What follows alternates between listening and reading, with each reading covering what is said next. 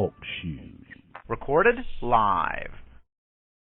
Hey, we're back. This is the first weekday call, and just so y'all know, for now, we're doing it on a private call, and we're going to talk about different topics. So I'm not going to give a schedule for the weekday calls because we can't just really schedule them.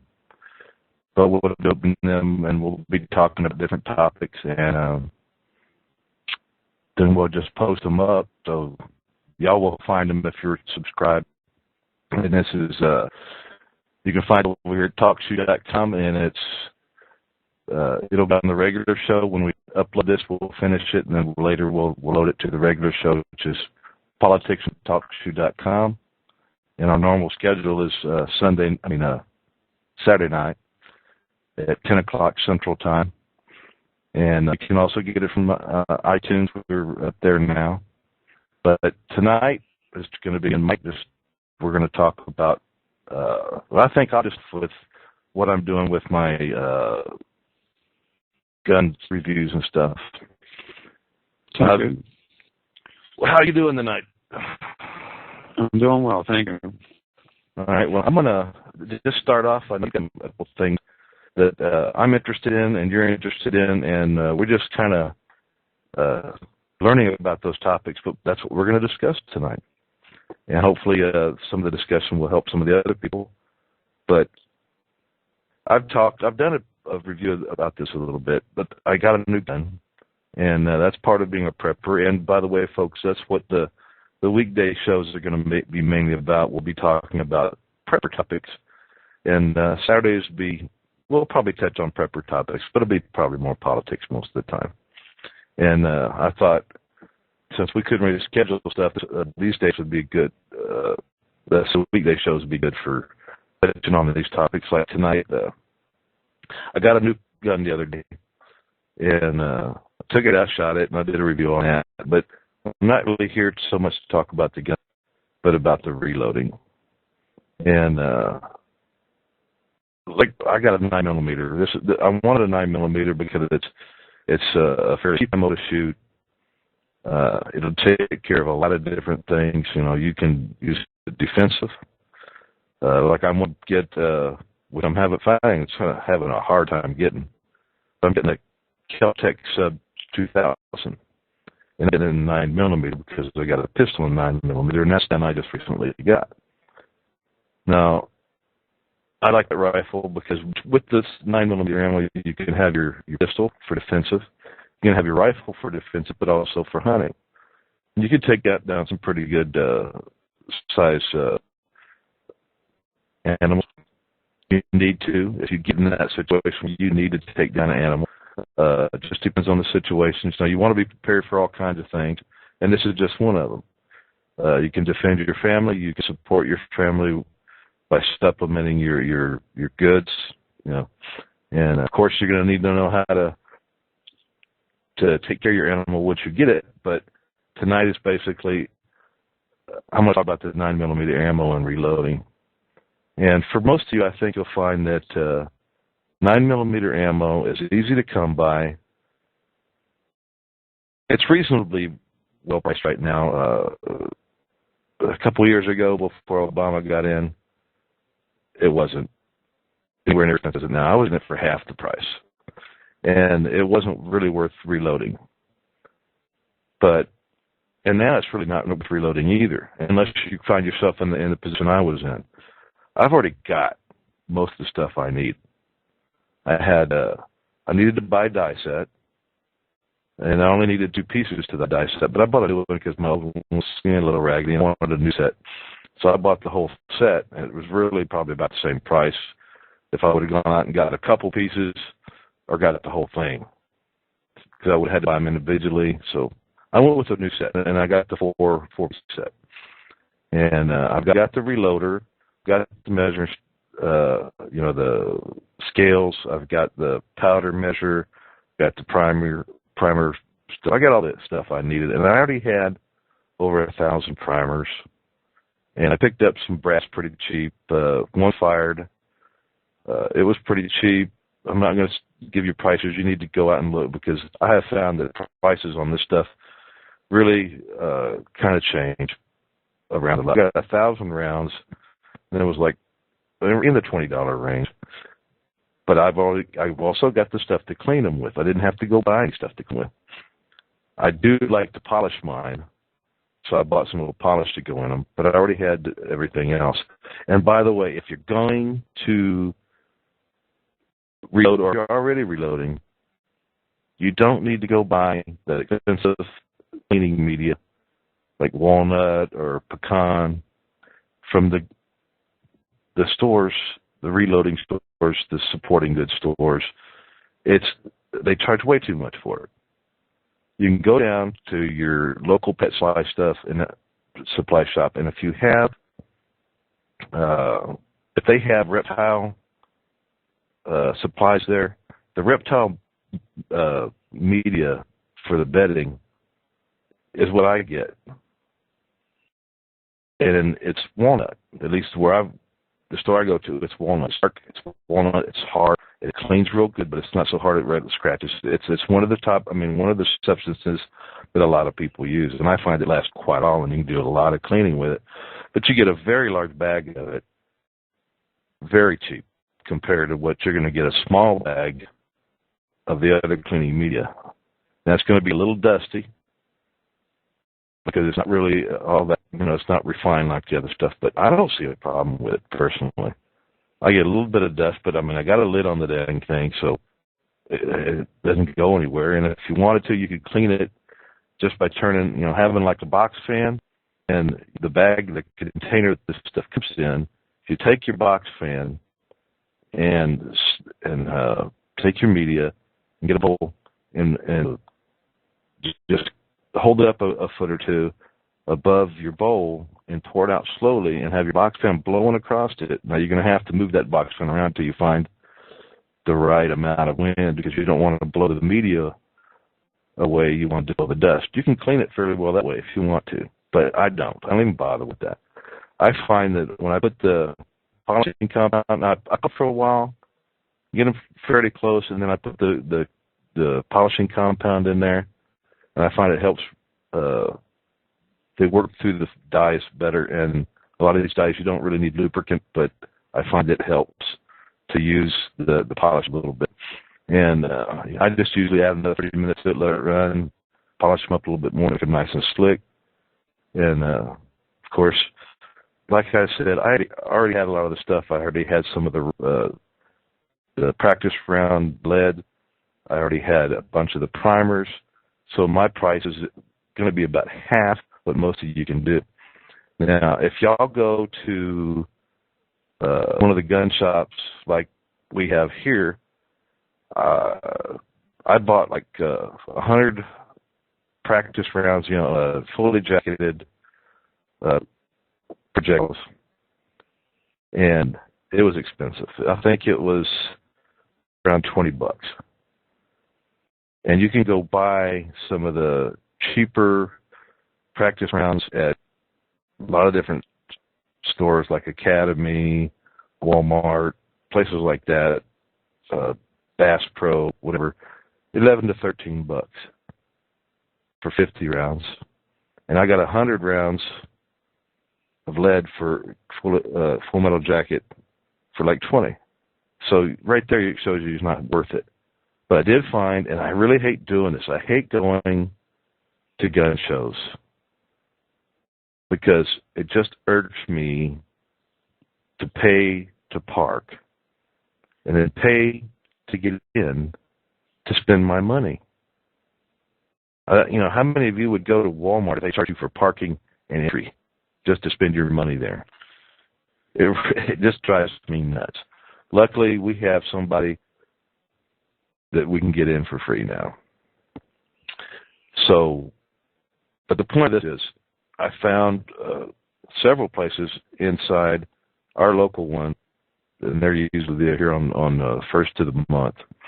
I can get the lead jacketed and hollow point, which is semi-jacketed. Defensive rounds and practice rounds. The fully jacketed is practice, and the partially jacketed hollow points. they're defensive rounds. Now, don't reload your own rounds for your concealed carry. Buy those from the store. Legal ramifications, if you have to use it, will be much better, because if you buy prepared rounds from the store, then they're not going to be able to take you to court and say you reloaded some killer rounds, and they will do that. So for your defensive carry, go buy your own. You're not going to need many of them anyway. But for your, if you want to reload 9mm, then what, you're going to, if shit hits the fan, it's not going to make much difference to anybody what they just got shot with. And there's probably not going to be anybody there to say anything about it. It's already going to be bad enough. So you could reload a bunch of defensive rounds that way, and if you're like me, in my situation, it's going to be cheaper for me. But for your 9mm, for most of y'all, it's not going to be that way. So you might just want to go with buying them. But if you're going to start reloading 40, 45s, 357, 38, you're going to find that that's probably going to be a little bit more beneficial as far as prices.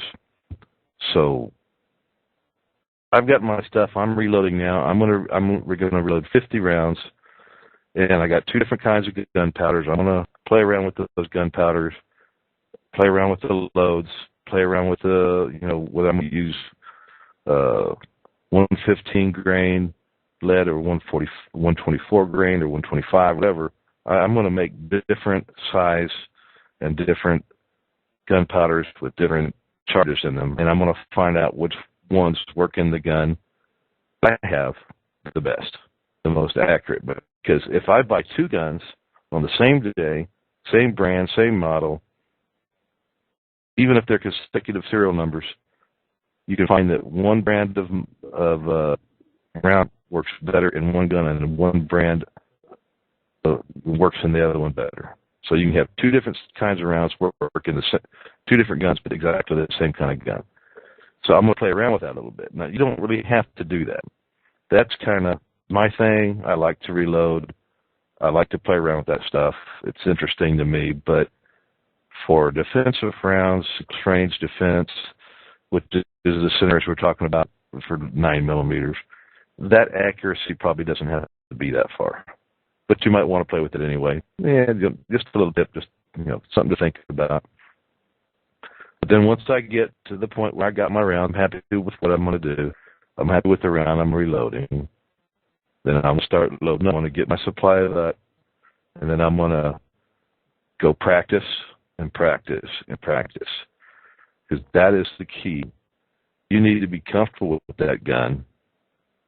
You need to be so confident that if you get in a bad situation, you don't even have to think about it. You just grab that gun and it goes and it does what you're thinking. It requires quite a bit of practice. And I'm used to a single action pistol. These are heavier guns than this gun that I've got now, which is a Taurus 9mm. It's a smaller gun. So I'm going to practice a lot, and I'm going to go down to, I've checked a couple of different shooting ranges in the area. I'm going to go get a membership so I can go down there. Here they're costing about $20 a session, and you go down. $10 a session when you go down. So the place I decided on, if I went 6 times during the year, I'd break even, but I'm going to be going more because I'm going to have several guns that I'm going to be getting used to and learn how to shoot them and practice. And determining what rounds I want to use so I can reload the round that I feel comfortable with. So that's something else you need to kind of think about is, not only do I need to get a gun, you need to invest some money into getting enough rounds to go out and practice with that gun.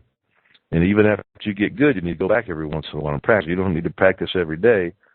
But once you get proficient with that gun, you feel comfortable with it, you need to go back and practice every once in a while, because it can make a big difference in the outcome of a bad situation. So I'll probably be updating that. I have found that nobody can get the Kel-Tec Sub 2000 right now. They're just not in stock. They're going to be back ordered, they're already back ordered. So I'm going to wait a little while.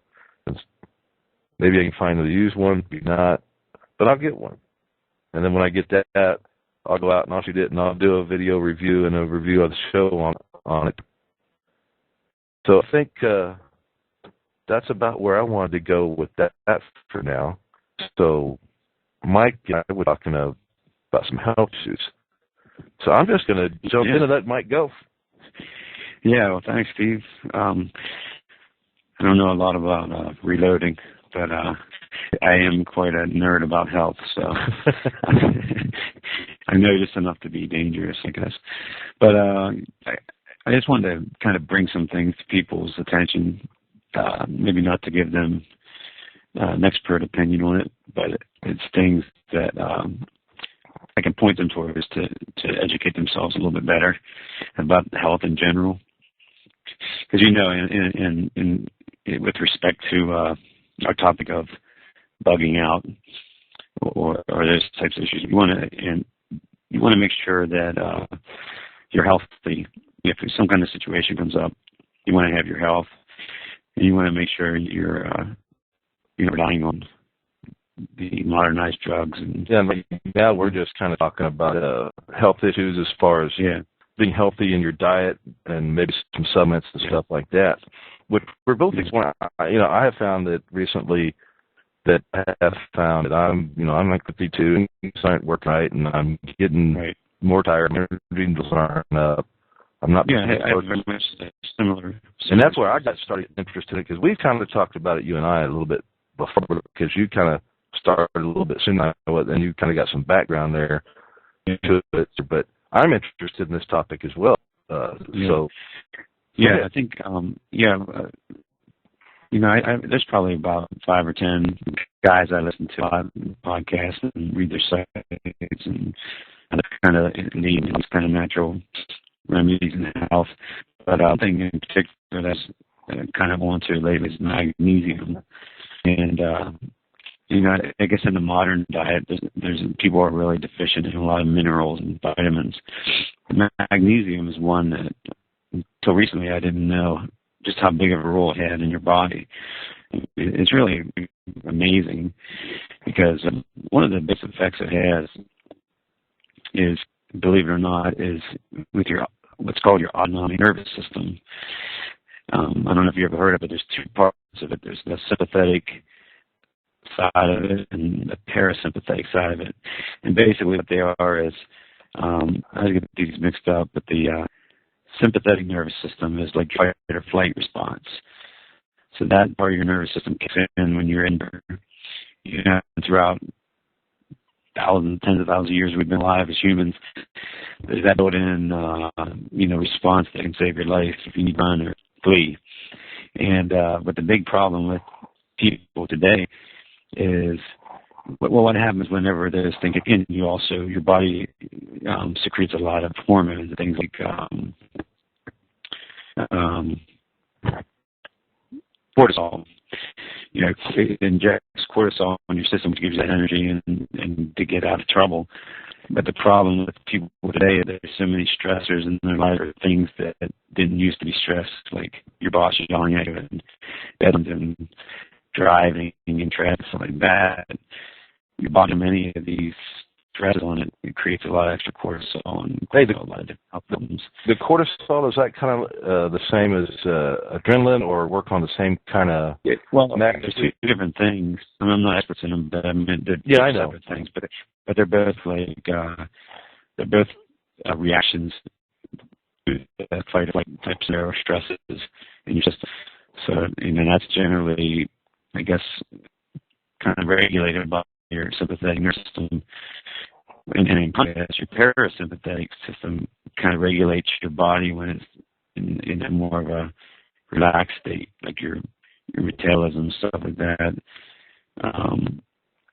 There's reproduction, gestation, immune functions, higher brain growth and repair functions, and even sleep and stuff. That's all in your parasympathetic system. But the key thing about magnesium is, I think calcium and some other minerals like sodium, potassium, but they all play this kind of indirect role in regulating those 2 systems. So But if one of them, especially if magnesium gets out of whack, you can really have those two systems get out of balance. That's when when those systems are out of balance, it really causes a lot of health problems. And that's where I'm going to jump in every once in a while, but that's where I was telling you earlier that it almost killed my wife, the magnesium, and what was the other one? Potassium. Potassium, yeah, the magnesium, potassium. The illness, she was real sick, and those levels got so low. She was in intensive care, and I didn't realize till the next day how close she came to dying. So some of these topics, like you're talking about, they're important, and I don't think a lot of people realize it. So go ahead. So I'm going to point people towards some resources that I'm learning from, and they can feel free to check them out because there's some really smart guys and guys and ladies there. So some of the more recent things I was reading is there's a guy named Sean Croxton. He's a show called Underground Wellness. You can search those names and find it pretty easy. But he did an interview with a guy named Morley Robbins, and he had about 2-hour explanation of all these functions magnesium plays, and it's awesome. And that guy has a site called magnesiumman.com.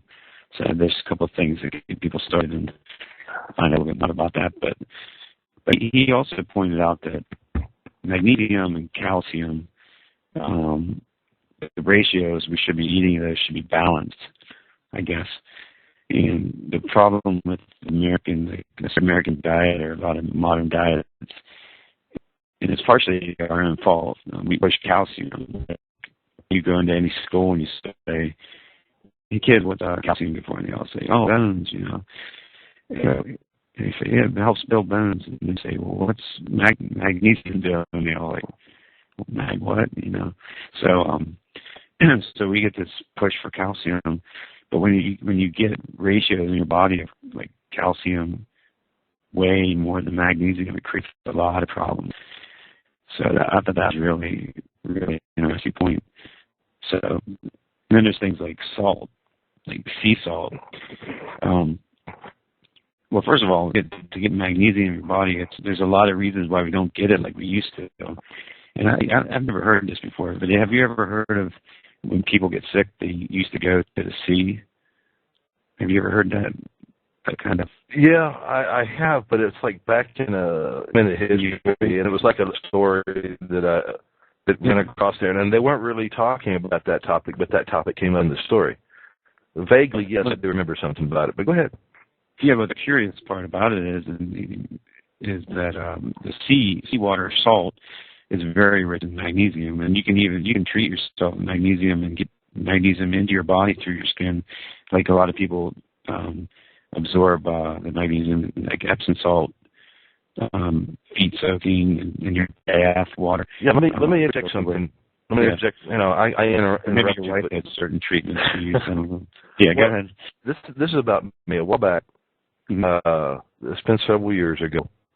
I had my foot and whacked in my back. And my foot was acting up because I was walking wrong, and because my foot was hurting. And I went to a doctor, and did their thing, and it wasn't really doing any good. And I went to a chiropractor, and I went to several different ones to talk to different people, and I found one that a friend of mine had used. And this chiropractor was into some of the more natural cures, and he was telling me about potassium.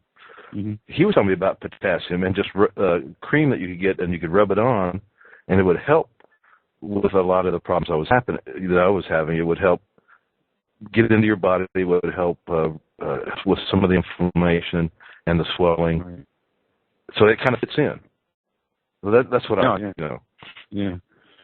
Yeah, I mean, it's pretty amazing when some of the things, just the basic things that are basically, probably up until more recently, nature kind of knows the balance. Like certain foods, like salt, like sea salt, has a lot of other minerals in it I mean, but the salt you buy today, and the refined salt, they take all that out because the milk mixture, for whatever reason, regular salt has sodium, of course, but the sea salt has sodium, it has medium, and a lot of other things. So it's really good for you. So it's just I've noticed some of the things we do to kill ourselves. I've noted more you're hearing about sea salt for seasoning different things, and it's becoming more and more popular. And I know maybe this is just me, but I have noticed. I grew up close to the coast, to salt water, and I lived in Houston for a while. I've got family down there. I'm not that far away from it now, and I love going down there. Of course, I don't want to live there. I don't like the mosquitoes, and I don't like the humidity. But I love to go down there and go fishing, and I always noticed that I started feeling a lot better once I'd been down there for a day or two. Sometimes I just wanted to get away and go fishing because I love to fish. But at the same time, it's like I started to feel better when I'd been down there. And I like to get it in the water, and I like to fish surf fishing, which is, if you don't know much about fishing, you get out in the water and, actually work those fish as you're in the water, and you want to get out a little ways so you can get further out, and they've got ups and downs out there, deep water, shallow water, where the waves are. And you get out there, and you want to try to, a lot of times you need to get out of the waves to get to that little bit deeper water where those fish are holding. So I'd be in the water all day. So, maybe it fits in. Oh, yeah, there's no doubt. I'm sure that played a factor because even breathing the air, that moist kind of sea air. Yeah, and the breaking waves. You can breathe in. That your lungs have the surface area of tennis court inside of them. That can absorb the things you breathe in. But that can be good or bad. But yeah, this magnesium thing, I'm still learning it, man. I basically just started reading about it yesterday, and it's gotten me hooked. So, because I see some things in my own, you know that I recently, I guess in November, I started following a guy named Dave Asprey at bulletproofexec.com, and he's got like a diet, basically paleo or like a Paleolithic diet. There's a lot of different names for it, but it's just basically eating real food and getting back to that, eating real food, getting all the chemicals and toxins out of your system. So I lost like 21 pounds in 21 days doing that. I was the heaviest I'd ever been and felt pretty crappy. Yeah, that's where I'm at. I've lost a few pounds recently, and not without changing a whole lot, just being a little bit more careful. But I need more. I need to get more exercise and lose some weight and try to get it back to being a little bit more healthier. And that's where the interest in this topic comes along anyway. And earlier before we started the show, we were discussing that, neither one of us is expert at any of this. So we're not really giving advice on how to do it. I'm certainly not a doctor, so I'm not giving medical advice. And I'm finding that there's so many, we just discussed this. You go in and you start looking at things, and then you get led off in this direction. You find out this topic and this topic. So it's hard to keep up with, and I find conflicting information between. You can find one doctor, and they've both gone to good schools. They're both good doctors, but one leans more towards the healthy stuff, and one doesn't. I mean, the natural stuff, and one doesn't. And in my experience, there's so much conflicting stuff.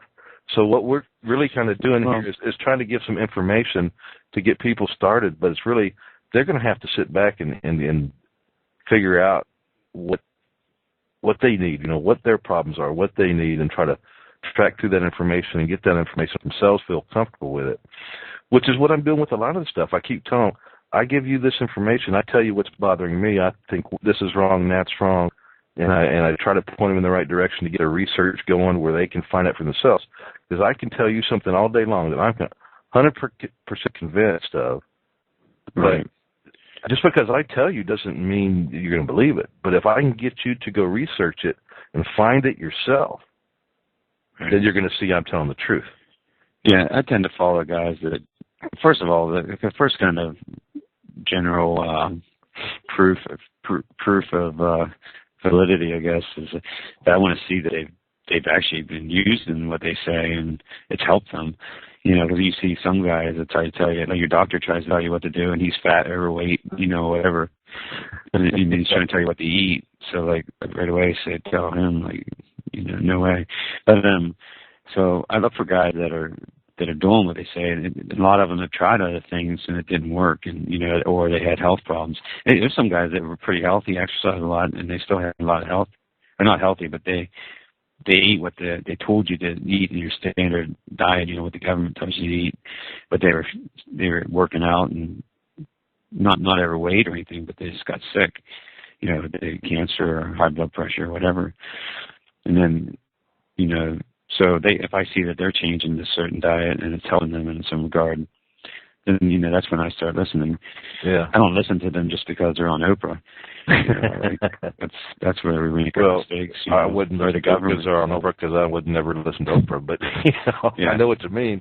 And these guys, a lot of guys I follow do their own studies, and they read. They give you a list of all the studies they've read and the PubMed documents or whatever it is. And I guess there's always going to be opposing views, but I guess you always go with what kind of makes sense to you.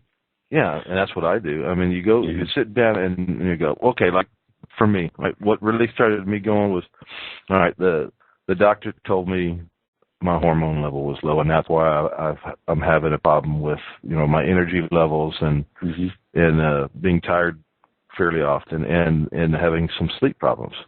Well, he wants me to take man-made hormone treatment, and it's a problem. It's expensive.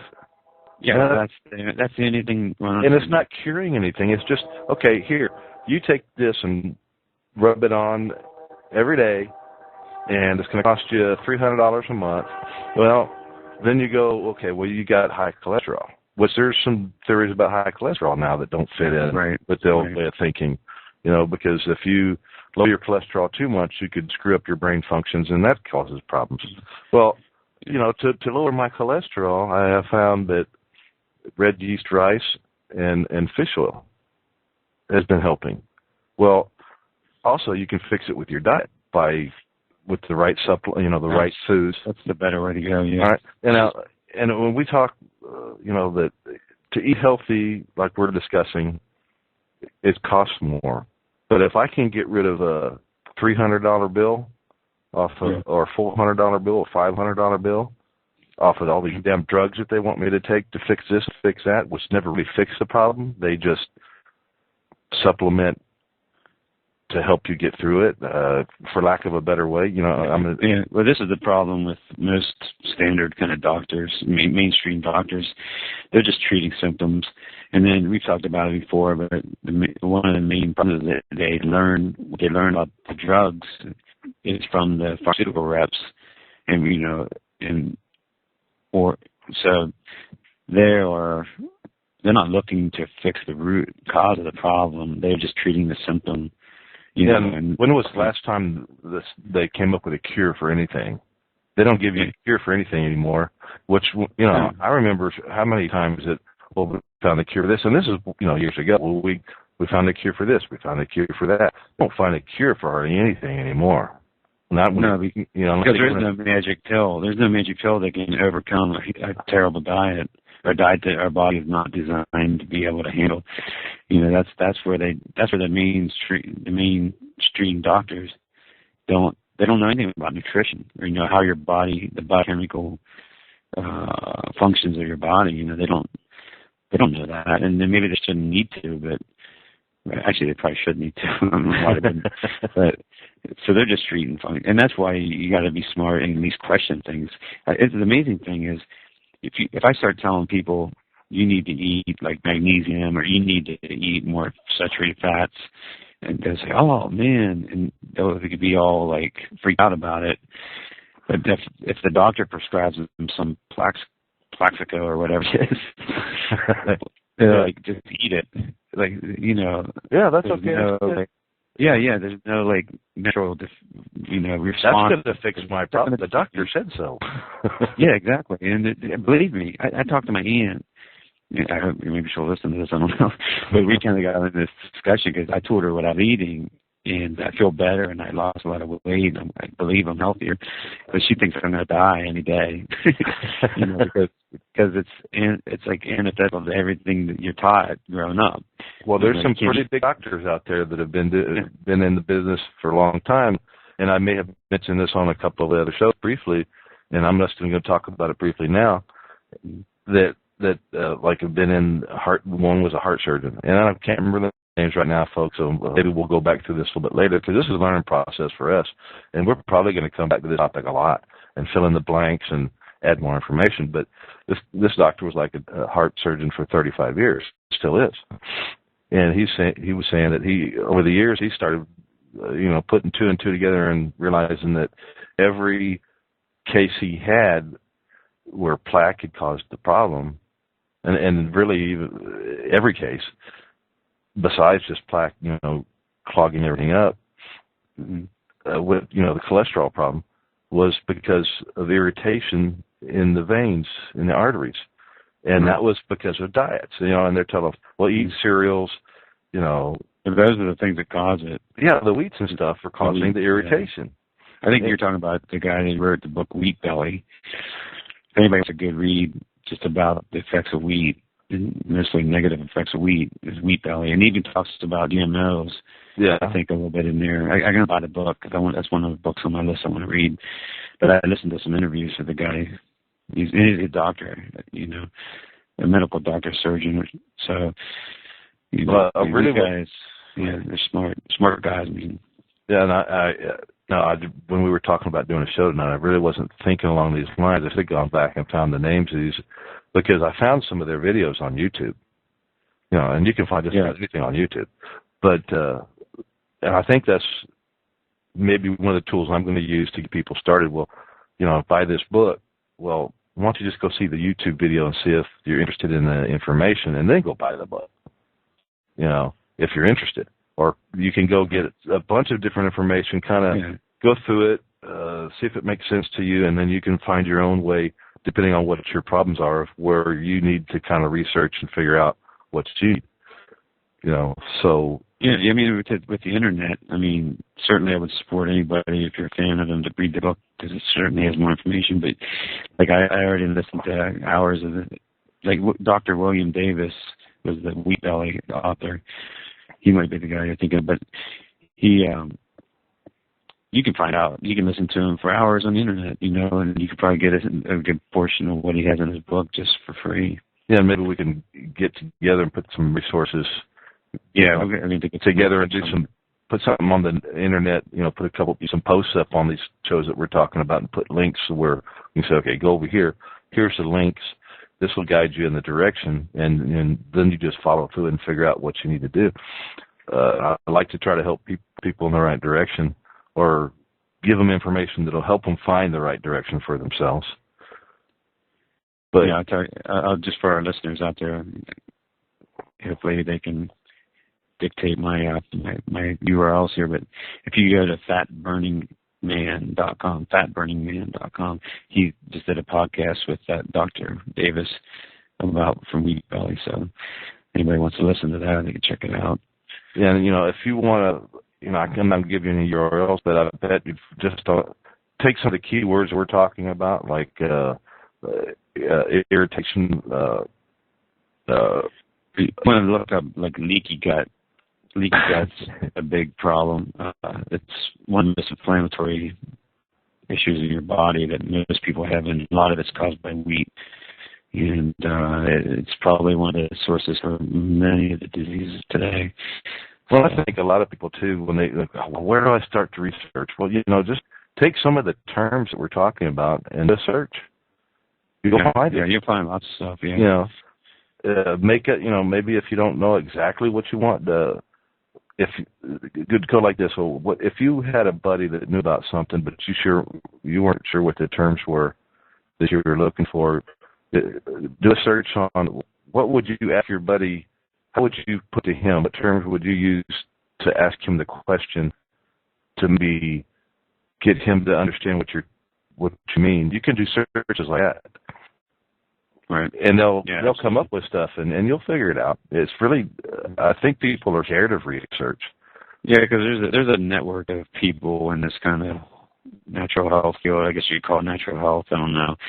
It maybe has a little bit of stigma, but And I always found too it helps to research the researchers a little bit. Once you, I mean, not research. Well, research the researchers. I'll just put it that way. You go find somebody that fits into the information that you're trying to find, and go find out a little bit about them, so you know whether they're coming from one direction or another. Maybe they're leaning towards trying to sell stuff. Maybe they're not. Maybe they're, maybe they're biased for one reason or another. This goes with political stuff and any stuff. I like to go find out about the person.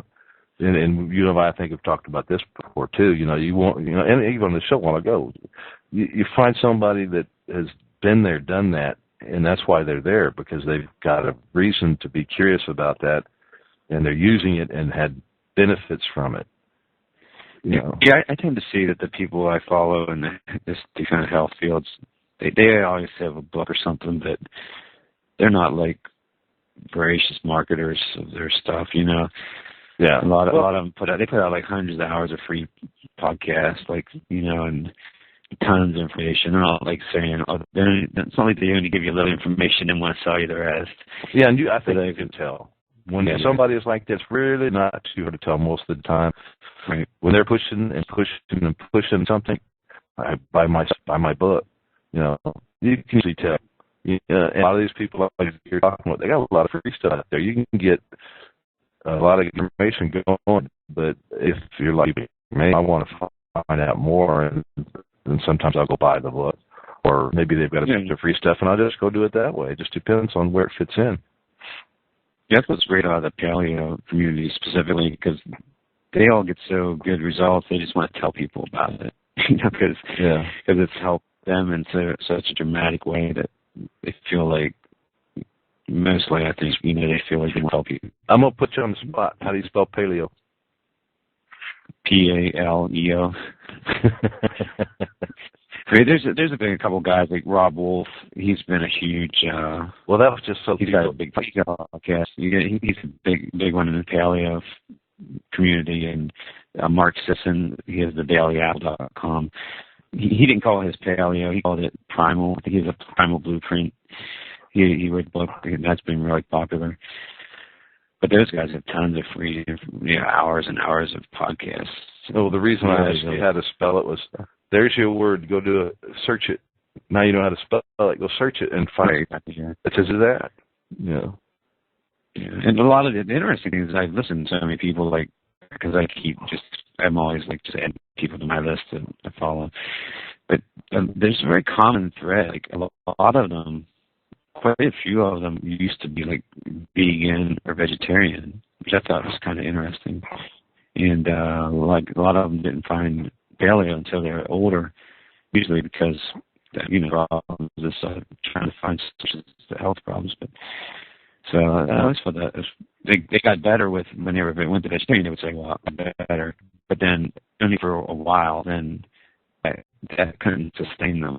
They started finding other problems, and it's like there's something lacking in their diet. After a year or two or multiple years of being on that diet, and I think that it's the fat that the fats are what people notice, and I think some people are vegetarian or vegan for different reasons, but maybe for you don't want to hurt animals, but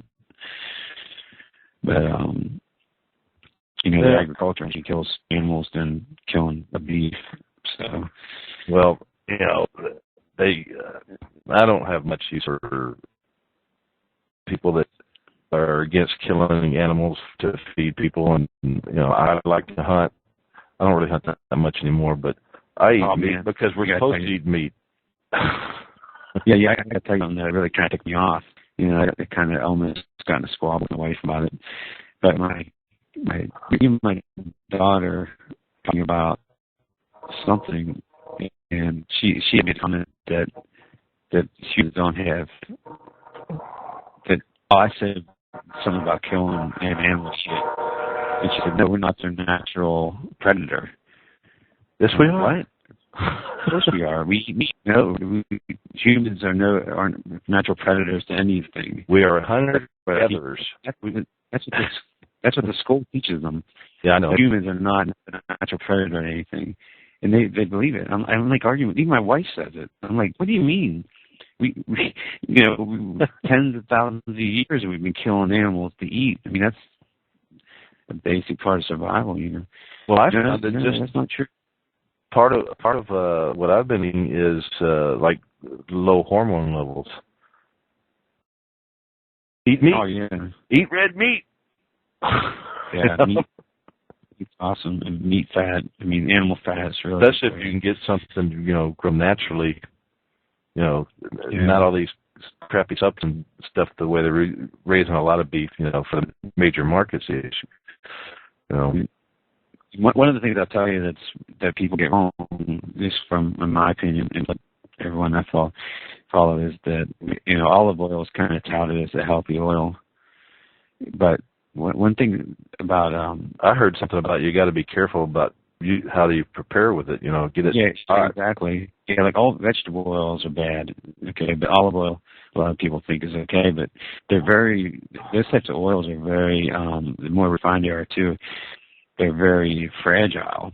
And heat, they're very sensitive to heat. And if you heat them up, you get like oxidative stress, and it can be more toxic to your body. It can be toxic to your body. So I never eat cooked olive oil. I put it on a salad or something, and I won't ever eat like vegetable oil. But I always eat. You always need to cook in the saturated fat because it can handle the heat. It won't destroy the fat. So like beef, like fat, lard, butter. Use lard. Yeah, I eat beef fat, butter, and coconut oil. Coconut oil is really good to cook in, and that's good for you. You go tell somebody, lard's better for you. And they're looking at it like you're freaking crazy. Yeah, but the problem is you don't want to eat a bag of chips, a candy bar, and a soda, and eat a bunch of lard with it, because your body's going to put that lard inside. Yeah. So the problem, once you get off a lot of carbs and sugars. Well, that's basically what I've done. I've cut back. I had to start someplace, and I know me. I have to. I just knew I could quit carbs and quit sodas and choose all these different things and start exercising. I had to start someplace and take step at a time. And I haven't had that much of a problem with it, and I've lost a few pounds.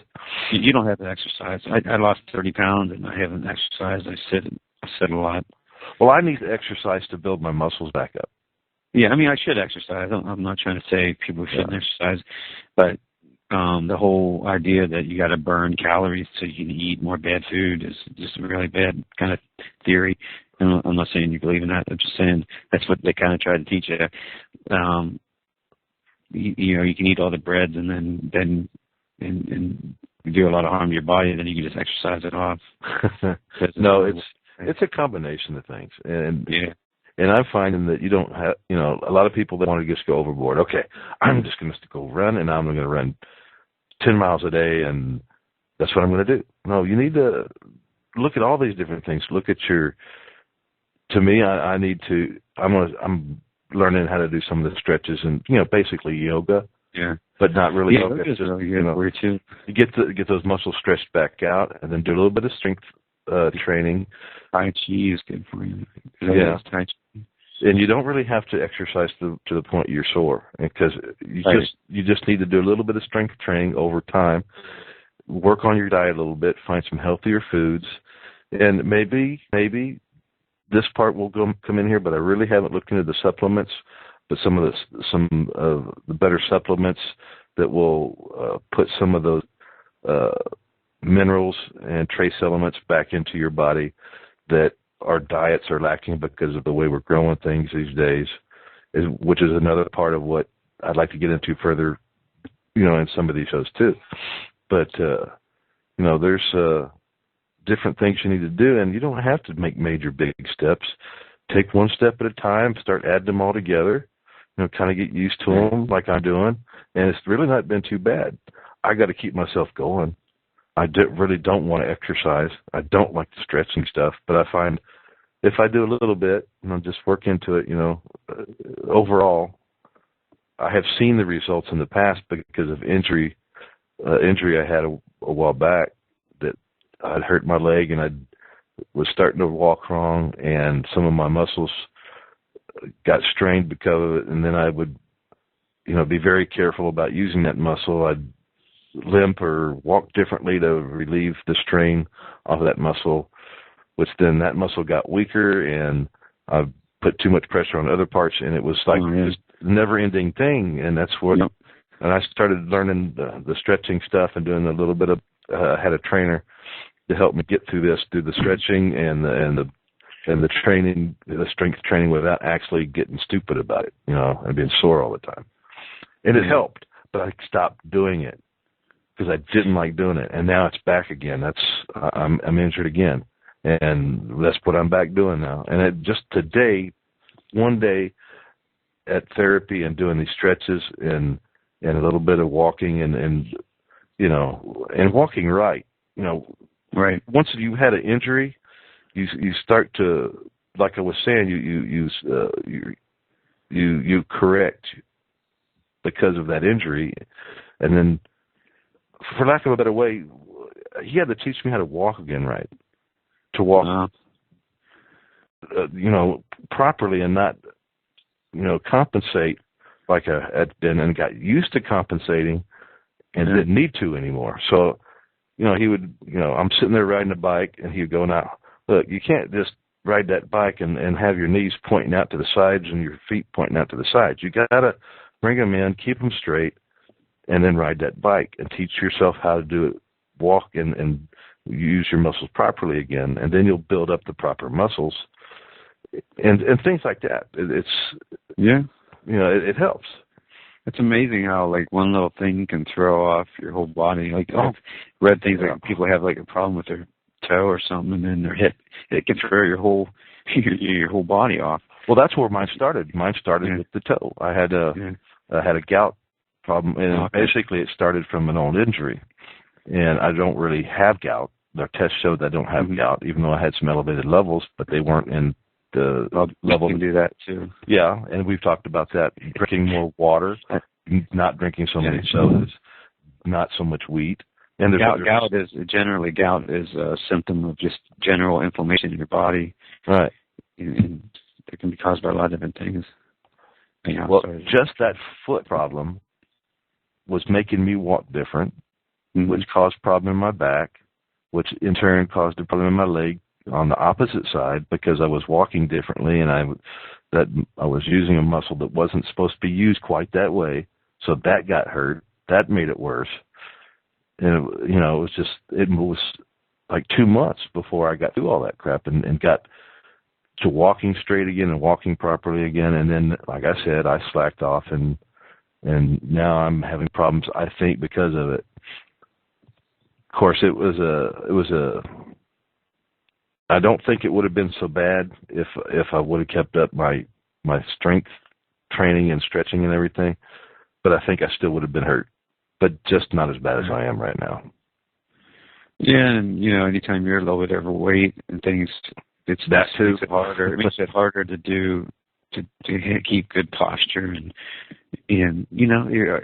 sure, like your center of gravity is different. And I know that because I was up to 215 or something. I'm not a real big guy, so that felt like huge to me. I'm 6'3", and I weigh 260, probably 260 right now. I haven't weighed myself in about a week, but at the rate I was dropping weight, I should be about 260 right now. But I was 265, 270 not too long ago. So I'll tell you, Steve, I historically, I was always the guy. I had 3, 4, 5, 6 sodas a day. Pepsi, I was a Pepsi addict. Yeah, and then I could never eat a sandwich without like chips or pretzels. I love pizza, man. I'm a pizza connoisseur. You're one of us normal guys. I want breadsticks. The Olive Garden breadsticks. Couldn't stop eating them. But I tell you, and chocolate, and the list goes on and on. And I don't think the answer is just not drinking regular Cokes and going to a Diet Coke. That's not the answer. Yeah, That crap can hurt some people. Al was allergic to that crap. Yeah, the artificial sweeteners are terrible for you. And but the thing is, this is the problem, because if you go to diet sodas and you still eat French fries and you still eat chips, and because all those very high carb, and sugary products, they only last for like 2 hours. You get this 2 hour peak. You eat and then you're hungry in 2 hours, and that's why everyone's always snacking. I couldn't go more than 2 hours at work without going to the candy machine. And once I changed my diet to a higher fat diet, healthy fats like animal fats, and I'm not hungry. Like I eat when I'm hungry. I eat as much as I want, and then I just don't get hungry that much. And my body tells me when I'm hungry, and I eat. So yeah, and I still need to look at that. Every now and then crave things, but just because they're around me, my family's eating them. But I don't really, because I can't resist cravings. I'm weak. Yeah, me too. So I got on this diet. I'm like, it's a miracle, because I don't get hungry for this stuff. So the only problem I get into is when I run out of foods that I normally eat, and then if I'm out somewhere and I eat something I shouldn't, then I can see reactions. So it's pretty amazing. I think just people give stuff like that a chance, because it's hard to overcome cravings, and I can't do it, and that's why all my diets would fail, because I could not eat something when I was hungry. Well, I found that just a simple thing like one of the steps I did was, when I got home from work, instead of having a snack, potato chips, a sandwich, or whatever, sometimes I'd get cupcakes on the way home, the convenience store, candy bar or something. When I got home, I love strawberries, I love bananas, peaches, stuff like that.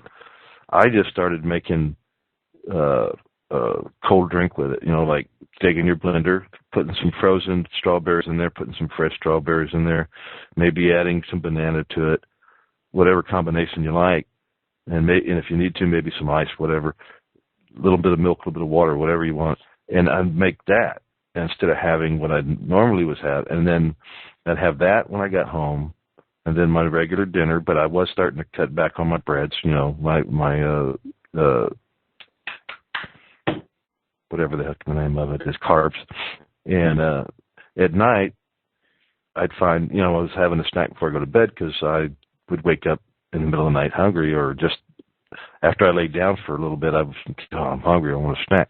I would just go, before I went to bed, I'd just make my drink like I was discussing and have that, and just cutting back on my other stuff a little bit, where I still have a soda. Yeah, but see, that's where it's hard. You can't really, with things like wheat, you can cut back, and I'm sure you're better off cutting back than not cutting back. But they're so destructive to your gut lining and everything. It's just, well, I think I was just trying to prove something to myself. Yeah. Oh, yeah. No, that's just, it's a place to start. It's a step. But if you stop, if people come up to me and say, what would be the most traumatic thing I could do for my health, I'd say cut out all wheat. It's really amazing what it does to you to cut it out. And I'm not saying I cut out, because there's certain things I still eat that have wheat in them, even though I don't want to eat them. And I'm moving towards not eating them, like chicken strips. Sometimes it's hard to find. Well, I don't know if I can cut wheat out completely, but I'm looking for substitutes and cutting back on them. I'm looking for substitutes, something I can substitute that will help me get through my craving for wheat. That's what I was trying to explain. That was the same problem I had until I went to a high-fat diet, because the fat is much more satiating. Like, you don't get hungry when you're burnt fat. Right. And one of the biggest principles that I like is what they call ketosis. Ketosis is when your body is burning fat for energy instead of sugar. So if you're eating a bunch of sugar and carbs and stuff, it's going to convert that to energy. It's going to store the fat. But if you just cut the carbs down low enough, you don't have to cut them completely out, if you cut them down low enough, your body will start going to ketosis, and you'll start to burn fat, and it's a totally different. I mean, it's just a totally different feeling. Well, maybe you ought to do a little short article, because now you've got a website, you do some stuff. Maybe you ought to do a little article. You what? I haven't launched it yet. Well, maybe I'll do a little article. You know, you told me about the butter, your coffee with the whatever kind of butter it was, and bulletproof coffee. Yeah. And you talked about coconut oil and some of that stuff. Maybe you ought to do a little article and just outline what you've done. And that's what we talked about. You're not an expert, but this is what you've done. This is what's worked for you. And then we could point some people and go over there, go to right there, and you can review this stuff and read through it, and get your pad out, and if you want to try it, you'll know what the different names and other spelled, and so when you go to the store, you can get and try it. Maybe we can talk about something like that and direct them towards your website. I'll tell you what the website's going to be. It's going to be healthblackbelt.com. And I know you laughed when I told you that. But, I think I sent you a note going, why that? Why black belt? Well, my mantra is basically just ways to improve your health so you get more ass.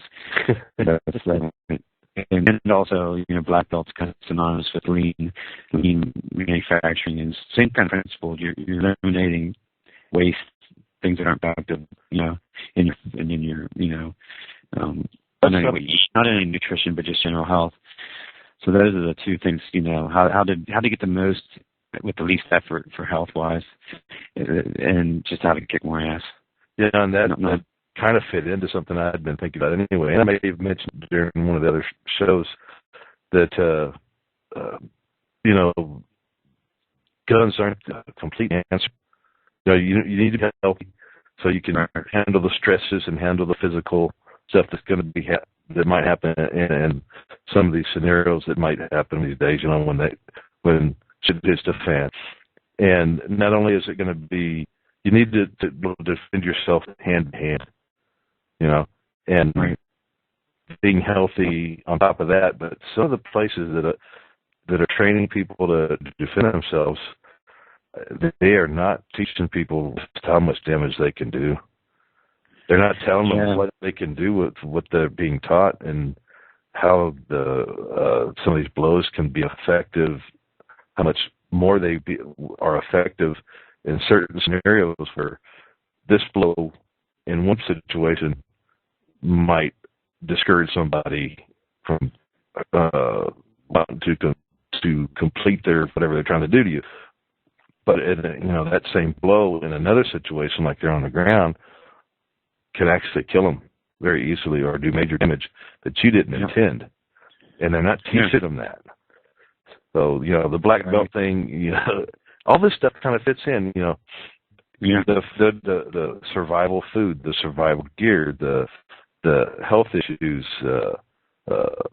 whether it be medical or just issues of, because if you're taking medicines and shit at the fan, you're not going to be able to get those medicines. So you need to get healthy and find ways to correct your health problems naturally, that you'll be more likely to be able to be able to support in a bad situation. But the guns, the self-defense situations, training, everything, all that stuff. There's so many things to go over. I'm going to have links to some other things related to. I'm not a fitness nut, but I find things fascinating, like cold thermogenesis, where you can treat you with cold therapy to produce, like, I'm not say superhuman, but dramatic changes in your body, and performance, like physical performance. And like a lot of athletes use it. And you can hear about football players and stuff going in ice baths and things. There's actual science behind why those things are helpful and why they improve performance. People like Lance Armstrong and Michael Phelps, like there's a science behind why Michael Phelps swimming in a cold pool, it has certain effect on your body. So, I mean, it's amazing. There's a doctor named Jack Cruz. He does this field of cold thermogenesis, and he did amazing things with his body. He lost like 80 pounds or something. Yeah, I don't know much about that. I heard a little bit, about it, but not much. Pretty crazy. I'm kind of looking forward to see what you come up with on that. Yeah, I mean, it's more, my sites, I think, going to be more, at least initially, at this point, people towards resources, say, here's an interesting, topic, and people, as I'm learning, I'm kind of like letting people learn with me.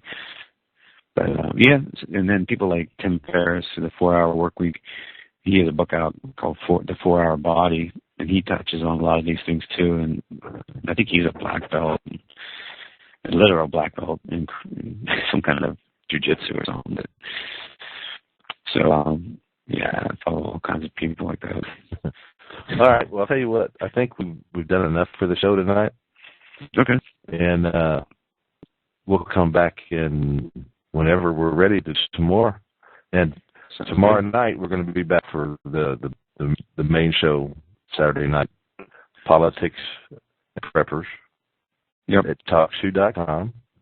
Now, we don't have a website for this stuff yet, but we do have, you're working on a website. I've got my website, bestbugOutcontent.com, that has a lot of, it doesn't have a lot of the topics that we talk about here, but it has some of them, but it also has, stuff about bug out bags, prepper topics, bug out bags, bug out gear in general. So if you want to stop by there, I would love to stop by there.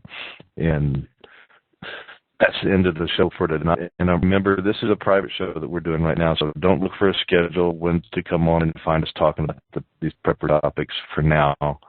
We may do something later. And if somebody wants to come in and add something to it, you can get in touch with me. You go to my website and get to the contact form there, and it'll send me an email, and maybe I'll invite you on the show if you have something interesting that I want to hear about. But once again, if you're a liberal, don't bother. I don't want to. You've got nothing to talk to you about. Okay? I'm not going to change your mind, and you're not going to change mine. You're wrong, I'm right. That's the way it is. So, it's the end of the show tonight.